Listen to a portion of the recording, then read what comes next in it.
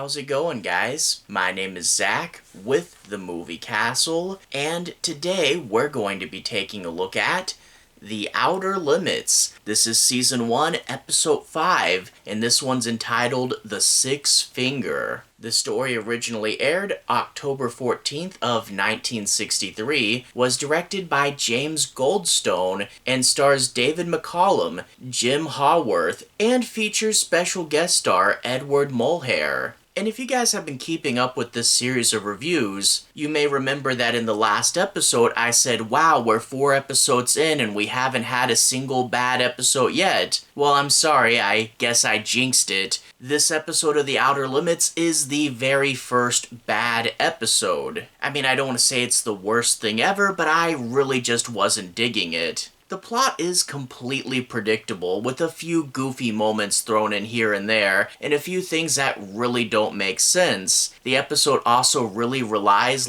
for the sake of its plot, on a hyper-misunderstood scientific concept. Like, for real, the science in this episode is pretty dang bad. And overall, it just marches along on a path where you definitely know where it's going. And I just wasn't super impressed with it. The only good thing about this episode is the fun special effects creature makeup we get. The man with the big brain is kinda goofy and fun in a retro sci-fi way, and I know some people really dig the character. But that is literally the only thing this episode has going for it, and I really didn't like it. But I guess in order to explain that position, let's talk about the episode in a bit more detail. I'm gonna try to avoid major spoilers, so I won't talk too much about the end. I'll be primarily focusing on setup and analyzing a few plot points. So without further ado, let's take a bit of a deeper dive. We open up with this village girl, and she's delivering bread to this house in the middle of the country where a mysterious doctor works. She goes inside and finds the doctor in his laboratory, and he's got a really smart monkey. He's a geneticist, and he's altered this monkey, and now it's working for him, literally putting away files in the right spot, and the monkey even has its own little monkey-sized desk that he goes and sits at. That's a little campy. The monkey is fairly obviously a guy in a suit, but at least it's a decent suit. But the girl starts to talk about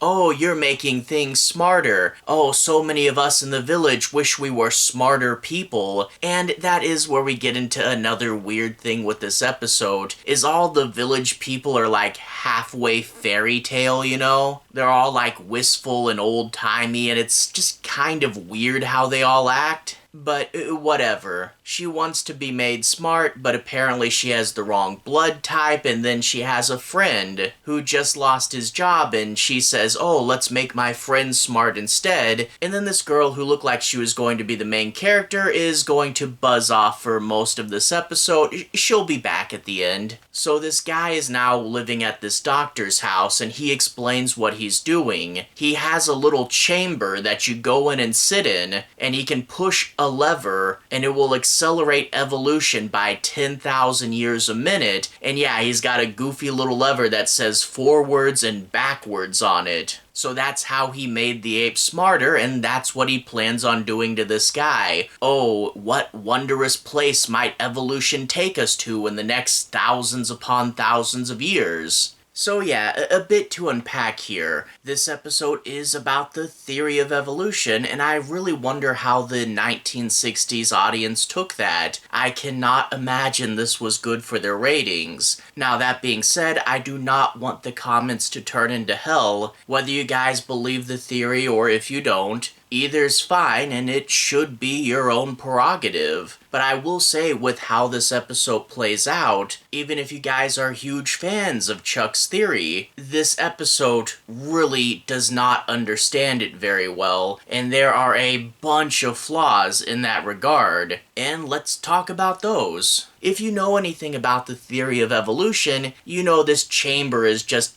BS. Like evolution, you have a bunch of babies, the ones that are more adapted to their environment survive, and then those babies have more babies. You can't evolve within a single generation unless you're a flippin' Pokemon. But I guess you could say, oh, it's a sci-fi chamber. It can just, I don't know, read your DNA and predict where you're going. But again, that's also super flawed. Evolution is random. It's you adjusting to the environment that you're in. It's not a predetermined straight line. You don't know what it's actually going to do in the future, and the idea that you get in and you get a series of upgrades based on evolution, that is bunk. And also, how it might change you wouldn't necessarily be in a good advanced way. I mean, watch the movie Idiocracy. But whatever, you know the deal. He's going to go in the chamber, they'll put him in there for 2 minutes, so 20,000 years of evolution, and he comes out with a big brain. And from there you get the basics of what you might expect. Oh, I'm so advanced, you can't relate to me, and look, I'm smart, I'm reading books and playing the piano. And he starts to develop like mind reading and telekinesis, moving stuff with your mind. And he even starts to grow, as the title of the episode would suggest, a 6th finger. And quick question, if you can move stuff with your mind, why do you need more fingers? As I said, the science in this episode is pretty half-baked. For whatever reason, though, the guy continues to evolve at a fast rate, even though he's outside of the machine. Like, I thought he would be sneaking down or forcing the guy to put him back in, but no, he's just still going. So we will get some shape-shifting makeup, and I will say, the makeup here is fun. Can't be by today's standards, but it's fun, and again, the highlight of the episode. But overall, we know where this is going. I'm more and more powerful. Blah blah blah, Lawnmower Man. And I also need to say, if you didn't know where this is going, the episode does spoil it for you. The little opening prologue, like hook piece of this episode, is a fast forward, and you get to see the guy, like, in his final form, doing a little bit of rampaging. So yeah, no idea where this is going. So yeah, tropey, predictable, flawed understanding of the theory of evolution. Overall, I'm not a huge fan of this episode, and I do want to say, like, throw it right here at the end, I'm also really not a big fan of this, like, genre of stories. The idea of, like, what happens in the future of human evolution.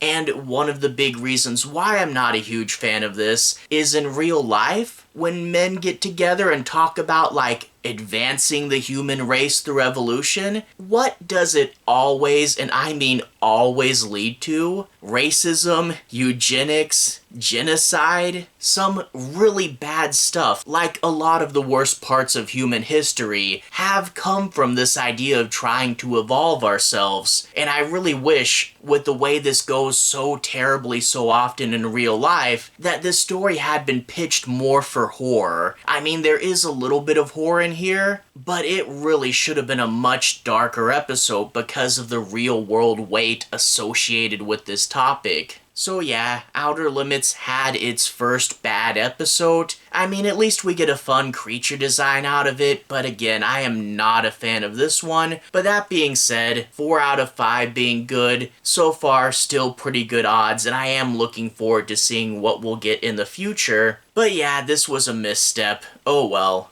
Anyway though, all that being said, to everyone who's watched so far, thank you for watching. To everyone who's liked and subscribed, thank you, you really are helping the channel out. I'll leave a relevant playlist on the bottom. This should be my Outer Limits playlist. If you guys want to see me talk about the past episodes of the show, you should be able to find them here. Anyway, have a good day. I'll see you guys again very, very soon. Playlist here. Have a good day now.